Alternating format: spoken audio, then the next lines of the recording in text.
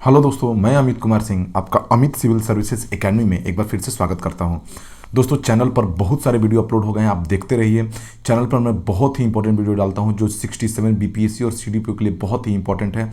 आज मैं आपके लिए मुगल वंश का जो बाबर से संबंधित जो भी क्वेश्चन है मैं उसको आज बताऊंगा और आपकी आने वाले एग्जाम के लिए बहुत इंपॉर्टेंट रहेगा। रेलवे, बीपीएससी, सीडीपीओ, कोई भी आप पीएससी, किसी भी स्टेट का पीएससी अगर दे रहे हैं तो उसके लिए बहुत ही इंपॉर्टेंट वीडियो है। तो दोस्तों, चैनल को सब्सक्राइब कर लीजिए, तो वीडियो को लाइक करिए अगर पसंद आ रहा है तो। अगर कमेंट में कुछ अगर आपको सजेशन देना है तो आप दे सकते हैं, ठीक है।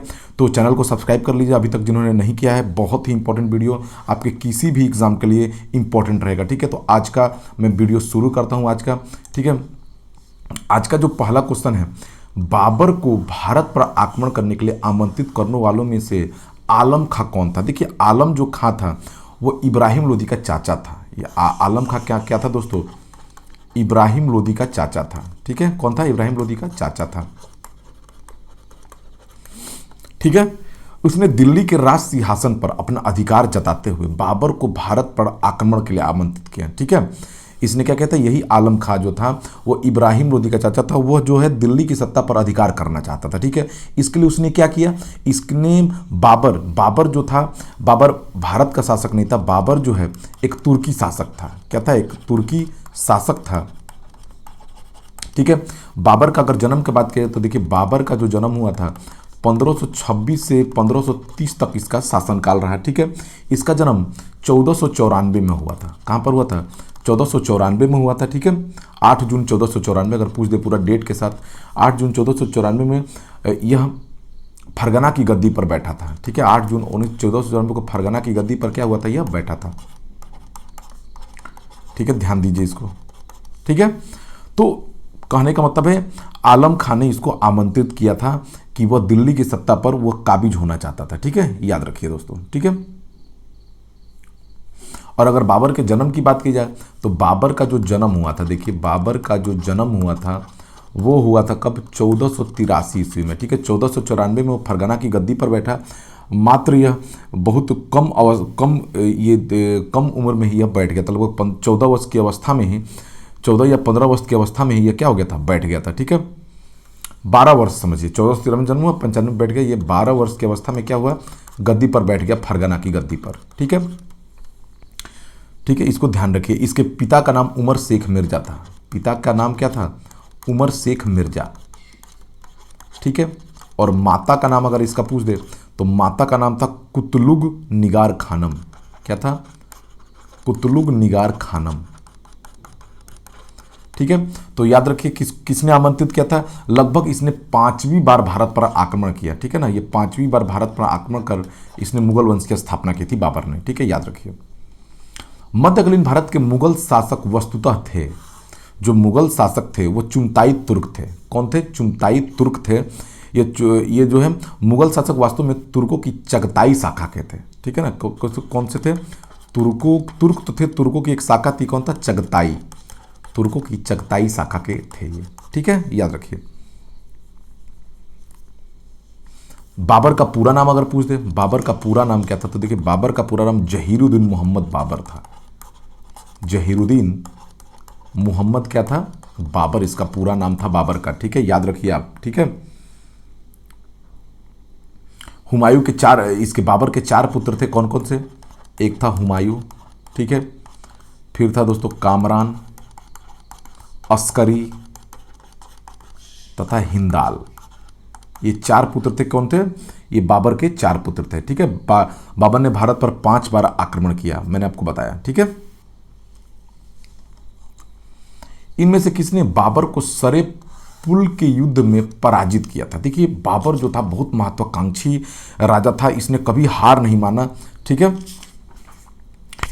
तो बाबर को सरे पुल के हिंद में सैबानी खां ने पराजित किया था। किसने? सैबानी खां ने पराजित किया था। यह बात है 1501 का, ठीक है।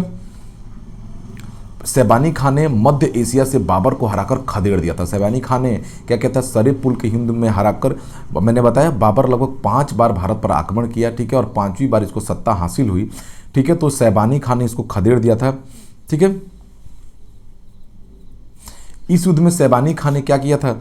तुगलमा पद्धति का प्रयोग किया था। कौन सा? तुगलमा पद्धति का क्या किया था? प्रयोग किया था शैबानी खान। ठीक है। पानीपत का प्रथम युद्ध किसके किसके बीच हुआ? देखिए पानीपत का प्रथम युद्ध जो हुआ बाबर और इब्राहिम लोदी के बीच हुआ। ठीक है। पानीपत का प्रथम युद्ध कब हुआ? 21 अप्रैल 1526 को हुआ। ठीक है।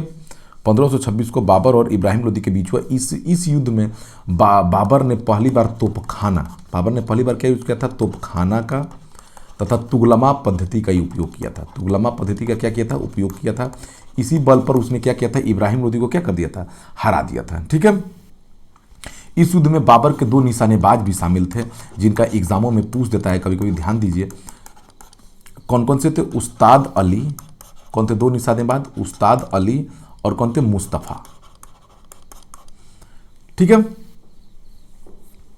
तो इसको ध्यान देना है इस चीज को। 21 अप्रैल 1526 को हुआ। ठीक है।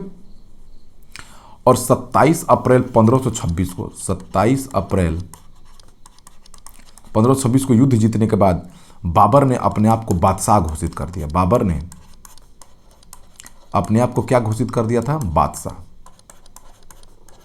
ठीक है। अपने आप को क्या घोषित कर दिया था? बादशाह घोषित कर दिया था। ठीक है। इस चीज को याद रखिए। तो ये बहुत ही इंपॉर्टेंट है युद्ध है, बहुत बार एग्जामों में पूछता है, याद रखिए। इब्राहिम लोदी की सेना बहुत अधिक थी, लेकिन तभी भी बाबर ने क्या कर दिया? पराजित कर दिया अपनी पद्धति से। पानीपत के युद्ध में बाबर की जीत का मुख्य कारण क्या था? तो उसकी सैन्य कुशलता। कम सेना होते हुए भी उसने क्या किया? हरा दिया।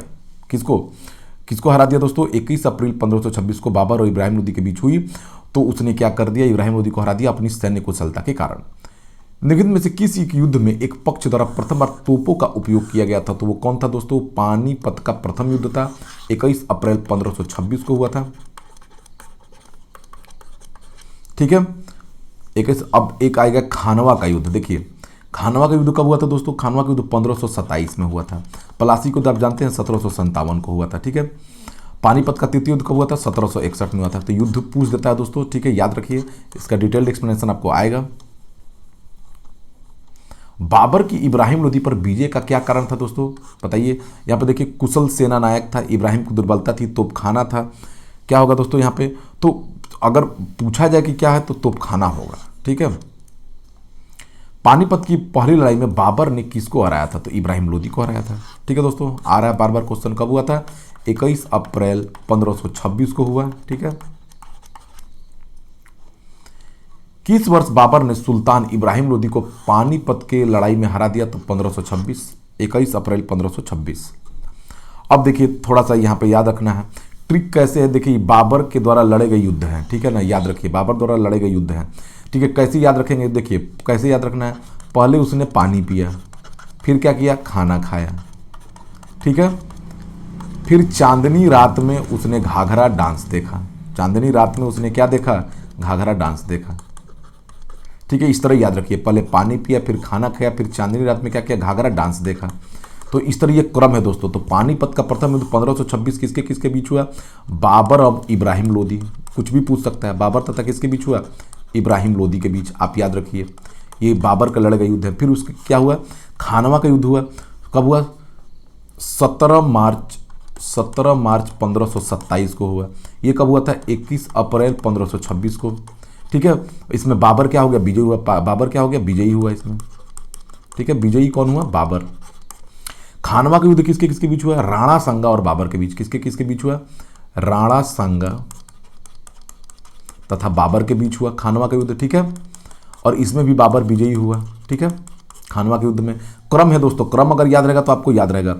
फिर हुआ दोस्तों चंदेरी का युद्ध हुआ। ठीक है ना। चंदेरी का युद्ध 1526-28 में हुआ। कब हुआ? 1528 में। ठीक है। ये गलत है, ऑप्शन गलत है, याद रखिए कब हुआ? 1528 में। चंदेरी का युद्ध किसके किसके बीच हुआ? अफगान तथा बाबर के बीच। पूछ देता, कुछ भी पूछ देता, अफगान तथा बाबर के बीच हुआ। ठीक है। याद रखना है चंदेरी का युद्ध। ठीक है। इसमें भी बाबर क्या हो गया? विजयी हुआ। ठीक है। अब फिर लास्ट में घाघरा का युद्ध। ठीक है। तो ये हुआ मेदिनी राय और बाबर के बीच। घाघरा का युद्ध किसके बीच हुआ? मेदिनी राय तथा बाबर के बीच। अगर ये पूछ दे कि कब हुआ तो ये 1529 में हुआ, 6 मई 1529 को। ठीक है। 6 मई। इसमें भी बाबर विजयी हुआ। ठीक है। याद रखिए इसको, तो इसको याद रखना है। ठीक है दोस्तों। और ये पूछ दे तो ये 29 29 जनवरी को हुआ था, 29 जनवरी 1528। तो ये क्रम है, आपको याद रखना है। पहले पानी पिया, फिर खाना खाया, फिर चांदनी रात में घाघरा डांस देखा। इसको याद रखिए कॉन्सेप्ट को। निम्नलिखित में से विचार करिए, बाबर के भारत में आने के फलस्वरूप उपमहाद्वीप में बारूद के उपयोग की शुरुआत हुई। पढ़ते रहिए। इस क्षेत्र की स्थापत्य कला में मेहराब और गुंबद बनने की शुरुआत हुई। इस क्षेत्र में तैमूरी राजवंश स्थापित हुआ। ठीक है, सही बात है। तो ऑप्शन में अगर पूछा जाए तो केवल 3 हो जाएगा। ठीक है ना, इसके पहले भी बारूद उपयोग हुए हैं। ठीक है ना, याद रखिएगा। निम्नलिखित युद्धों में से किस एक में बाबर ने जिहाद की घोषणा की थी? देखिए, बाबर ने खानवा का युद्ध में, बाबर ने पानीपत का युद्ध, बाबर ने खानवा का युद्ध कब हुआ? पहले पानी पिया फिर खाना खाया, कब हुआ था?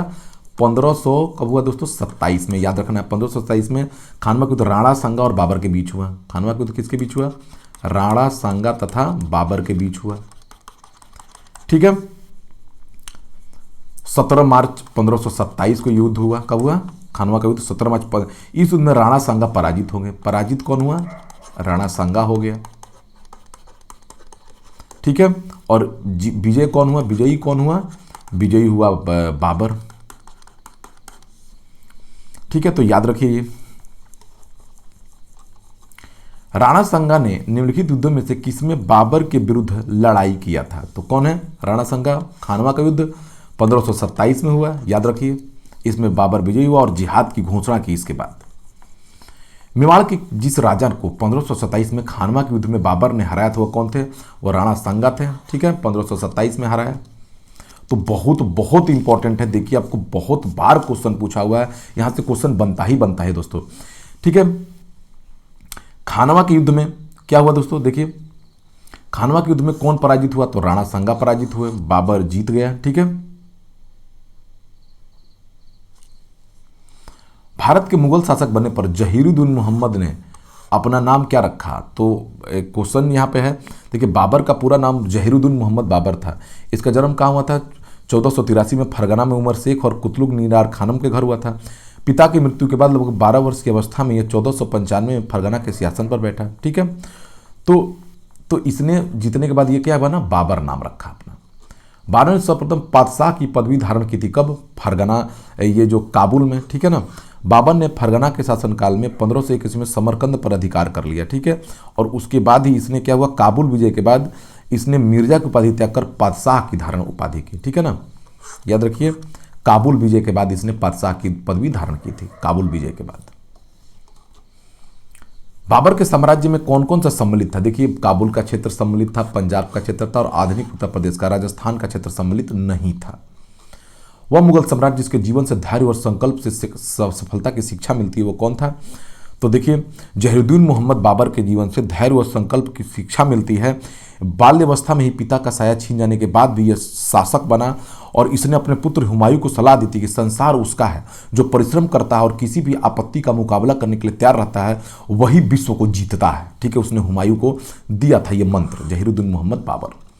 बाबर ने अपने बाबरनामा में किस हिंदू राज्य की बताया है? तो उसने 2 राज्यों की चर्चा की, एक विजयनगर के बारे में बताया है। ठीक है, और एक मेवाड़ के बारे में बताया है। ठीक है, 2 राज्यों के बारे में बताया, तो यहाँ पे मेवाड़ है तो मेवाड़ ऑप्शन हो जाएगा। ठीक है, नीचे दिए गए 2 कथनों में से एक कथन को बताइए। बाबर ने बाबरनामा तुर्की में लिखा। ठीक है, तुर्की मुगल दरबार की राजभाषा है, तो ये गलत है दोस्तों। ठीक है, मुगल साम्राज्य की आधारशिला मोहम्मद बाबर ने रखा। आप जानते हैं तुजुके बाबरी या बाबरनामा इसकी किताब है, इसको तुर्की भाषा में लिखा गया है। लेकिन तुर्की जो है मुगल दरबार की भाषा नहीं थी। मुगल दरबार की भाषा क्या थी? फारसी थी। ठीक है, याद रखिए। तुजुके बाबरी किस भाषा में लिखी गई है? तो तुजुके बाबरी तुर्की भाषा में लिखी गई है, बाबरनामा है इसकी। अयोध्या स्थित बाबरी मस्जिद का निर्माण किसने कराया था? देखिए, अयोध्या स्थित बाबरी मस्जिद का निर्माण बाबर के सेना नायक मीर बाकी ने किया था। ठीक है, तो ये रहा दोस्तों बाबर से संबंधित सारे क्वेश्चन इसमें आपको मिल जाएंगे। ठीक है, तो इसको याद रखिए। बाबर से संबंधित कुछ चीजें मैं और आपको बताता हूं जो आपके एग्जाम के लिए बहुत इंपॉर्टेंट है। ठीक है, देखिए बाबर के बारे में जान लीजिए। देखिए इंपॉर्टेंट, 4 बाग। ठीक है, 4 बाग अकबर ने ही बनाने की परंपरा शुरू की थी। अकबर ने ही बनाना शुरू किया था। ठीक है, याद रखिए, अकबर ने ही क्या किया था, बनाना शुरू किया था। ठीक है। बाबर का जो मकबरा है, बाबर का मकबरा कहाँ है? आगरा के आराम बाग में है। आगरा के कहाँ पर है? आराम बाग में है। ठीक है। इसकी मृत्यु, बाबर की मृत्यु कब हो गई थी? 26 दिसंबर 1530 को बाबर की क्या हो गई थी? मृत्यु हो गई थी। ठीक है, याद रखिए इसके अनुसार। ठीक है।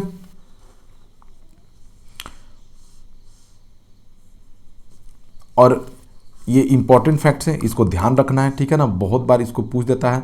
बाबर के मृत्यु के बाद बाबरनामा, देखिए बता देते हैं, बाबरनामा जो तुर्की भाषा में लिखी हुई है, बाबरनामा का फारसी में अनुवाद, बाबरनामा का फारसी में अनुवाद किसने किया था? अब्दुल रहीम खान खाना ने किया था। अब्दुल रहीम खान खाना ने किया था। ठीक है, तो ये कुछ इंपॉर्टेंट फैक्ट्स हैं जो आपको याद रखने हैं। तो वीडियो को देखिए दोस्तों, बार बार देखिए, इससे सारे क्वेश्चन आपको कवर हो जाएंगे बाबर से संबंधित। ठीक है, thank you for watching my video. और जिन्होंने अभी तक मेरा वीडियो सब्सक्राइब नहीं किया चैनल, उसको सब्सक्राइब कर लें। Thank you for watching my video.